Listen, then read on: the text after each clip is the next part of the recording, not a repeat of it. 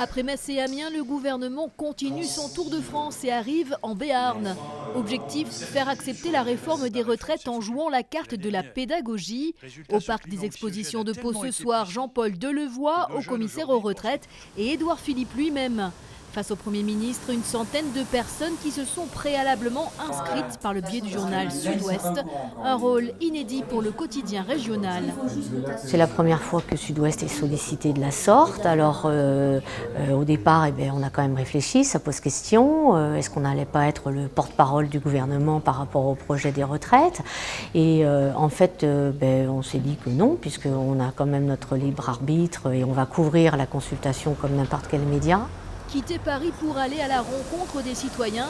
Dans les rues de Pau aujourd'hui, beaucoup saluent cette initiative. Je pense que c'est bien d'avoir l'avis directement des gens. C'est la meilleure chose à avoir.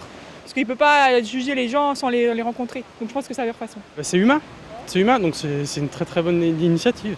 Les Parisiens, ils sont toujours dans leur sphère là et on les voit jamais dans nos provinces. Donc c'est bien qu'ils se déplacent, oui, pourquoi pas. Ça peut être que bénéfique. Une bonne volonté qui ne fait pas pour autant oublier l'enjeu du débat. La réforme des retraites reste un sujet sensible. Ça me dégoûte. Mais je ne suis pas le seul. Alors évidemment, c'est un peu bateau mon discours, mais c'est là qu'il faut regarder. C'est là qu'il faut taper dans le portefeuille à eux, pas dans le portefeuille des vieux.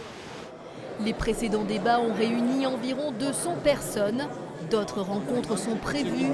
Objectif de cette réforme, mettre en place un régime avec les mêmes règles pour tous les salariés afin de résoudre certaines inégalités comme l'âge du départ à la retraite ou les écarts de pension entre hommes et femmes.